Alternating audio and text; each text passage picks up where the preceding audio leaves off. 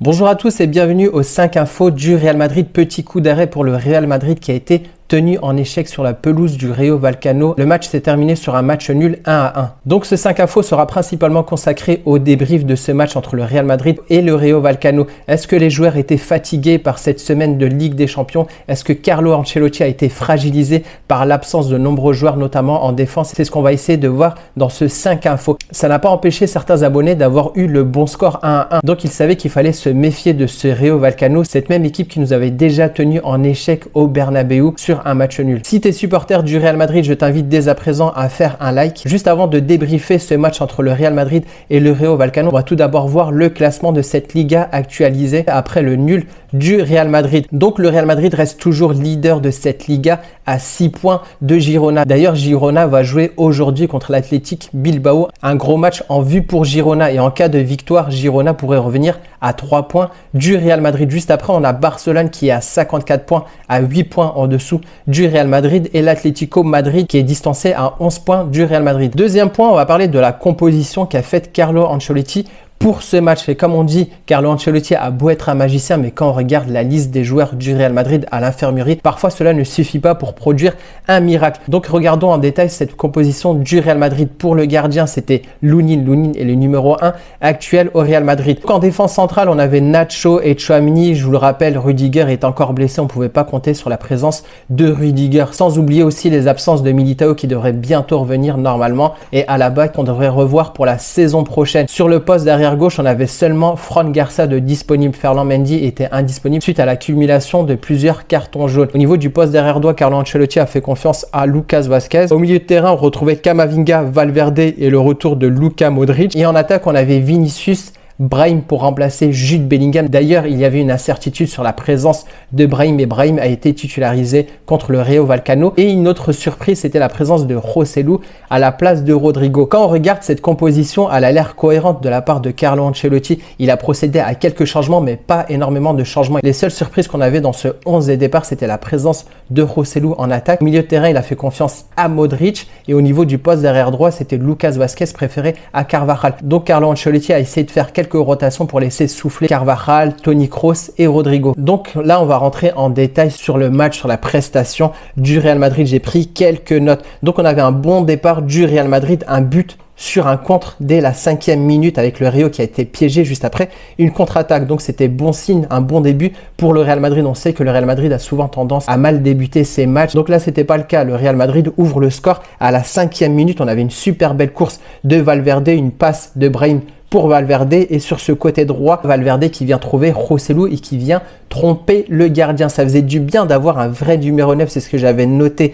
car les centres pouvaient aboutir de la part de Brahim, de la part de Vinicius. On avait quand même une personne, une présence pour fixer cette défense, un vrai numéro 9. À savoir que Joselu est quand même buteur sur plusieurs matchs, même en n'étant pas titulaire. C'est une grosse saison de la part de Joselu.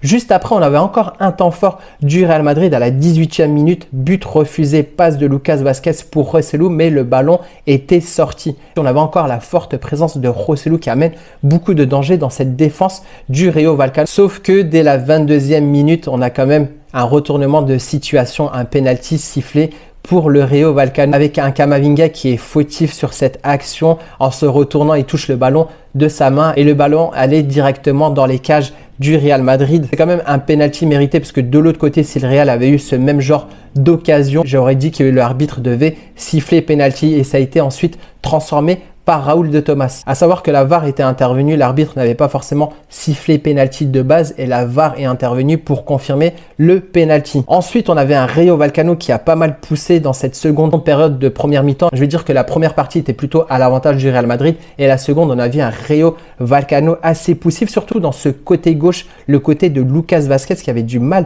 défensivement, même avec l'apport de Brahim ou Valverde, les attaques passaient de ce côté. Ce qui n'a pas aussi empêché le Real Madrid d'avoir plusieurs occasions. On avait quand même un bon Vinicius qui remontait le ballon, qui était assez rapide, bien sur ses jambes. Même Valverde a eu aussi une occasion, une frappe qui a tapé le poteau. Mais n'empêche, on trouvait quand même un Real Madrid assez fatigué. J'avais regardé la statistique à la mi-temps. Et à la mi-temps, il n'y avait pas forcément une supériorité du côté du Real Madrid ou du Rayo Vallecano. Il y avait 5 tirs à chacun. Un tir cadré pour le Real Madrid alors qu'on avait 3 tirs cadré pour le Rayo Vallecano. La possession du ballon était à l'avantage du Real Madrid, mais seulement avec 58%. On n'avait pas vraiment une domination du Real Madrid. Sur cette première mi-temps, si je devais donner un top 3, ça aurait été Joselu, Vinicius et Valverde. De l'autre côté, mes flops, c'était plutôt Brahim et Luka Modric et Lucas Vazquez que je trouvais assez irréguliers. La défense côté droit avait du mal, Vazquez avait beaucoup de mal et avait peu d'appui aussi de la part de Brahim. Ensuite, on commence vraiment cette seconde mi-temps assez mal. On se fait assez peur dès le début de match avec une perte de ballon de Tchouaméni. Je ne sais pas si vous vous rappelez, Tchouaméni perd ce ballon. Il était le dernier défenseur central. On sentait qu'il n'était pas vraiment rentré dans cette seconde mi-temps et ça fait une occasion hyper franche pour le Rayo Vallecano. Heureusement que la frappe de l'attaquant du Rayo Vallecano n'a pas abouti et je trouvais globalement dans cette seconde mi-temps une baisse de rythme sur une longue période. Je ne sais pas si c'est le fait aussi d'avoir joué en plein après-midi, mais on sentait peu d'envie de la part du Real Madrid. On sentait les joueurs très fatigués, ce qui a poussé Carlo Ancelotti à faire des changements. On a l'entrée de Kroos. On a la sortie de Camavinga qui a fait quand même un beau match, mis à part le penalty provoqué, mais il avait quand même un carton jaune, il l'a fait sortir et d'ailleurs ce carton jaune aura aussi une conséquence, j'en parlerai sur le prochain point. Ensuite, on a Rodrigo qui rentre à la place de Brahim. Brahim commençait à faire de belles choses à la seconde mi-temps, mais globalement, il était très irrégulier. Et on a Carvajal qui est rentré à la place de Lucas Vazquez.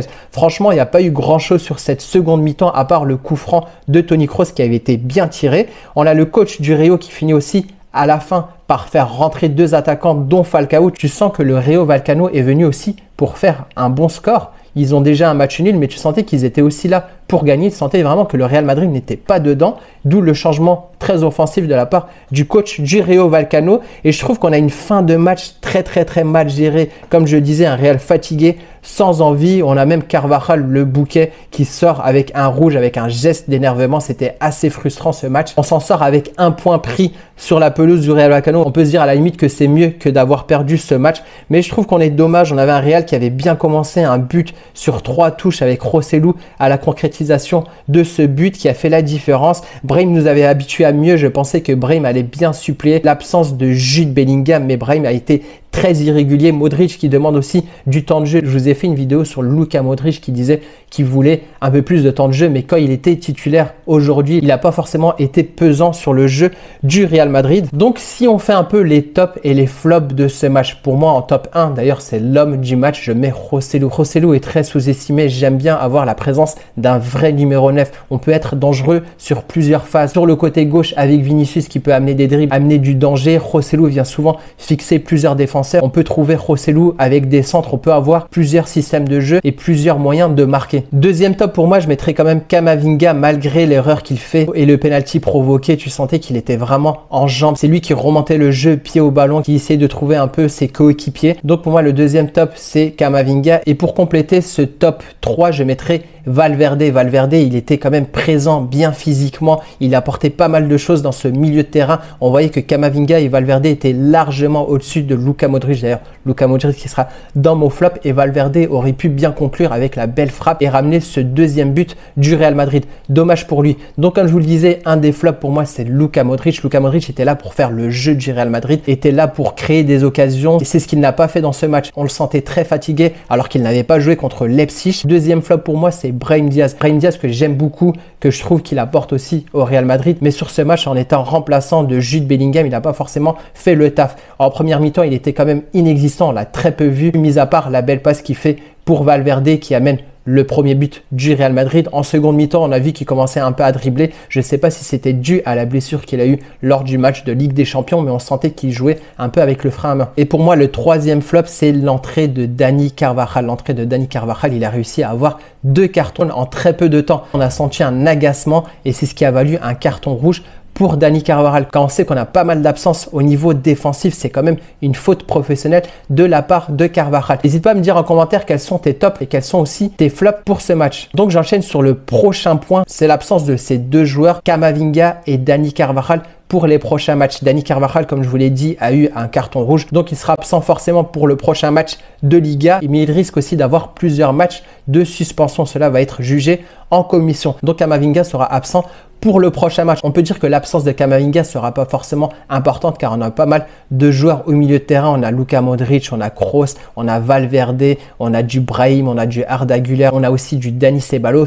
Par contre, au niveau défensif, l'absence de Dani Carvajal va pousser Carlo Ancelotti à mettre une défense où il n'aura pas d'autre choix. Et au niveau du poste arrière droit, on n'a que Lucas Vazquez. Et au niveau de la défense centrale, on n'aura pas d'autre choix que de jouer avec Nacho et Tchouaméni. On sait aussi que Carvajal pouvait aussi jouer ce poste de défenseur central, mais on ne pourra pas compter sur lui. On espère aussi le retour rapide d'Antonio Rudiger. D'ailleurs, je vous donnerai des infos sur les prochains 5 infos pour savoir si Rudiger sera présent sur les prochains matchs du Real Madrid. Et c'est ce qui me fait enchaîner sur le prochain point, le calendrier qui nous attend sur les prochains matchs. Donc le prochain match du Real Madrid, c'est dimanche 25 février. Le Real Madrid accueillera le FC Séville. D'ailleurs, ce sera le retour de Sergio Ramos à Bernabéu. J'imagine qu'il y aura quand même une ovation parce que Ramos est parti sans dire ses adieux à Bernabéu et ça sera l'occasion de tourner la page avec le Real Madrid. Ensuite, on enchaîne le 2 mars avec un déplacement à Valence. Puis le mercredi 6 mars, le match important, le match retour de Ligue des Champions. Ensuite, on aura un match dimanche 10 mars contre le Celta Vigo. Puis le prochain match dimanche 17 mars, un déplacement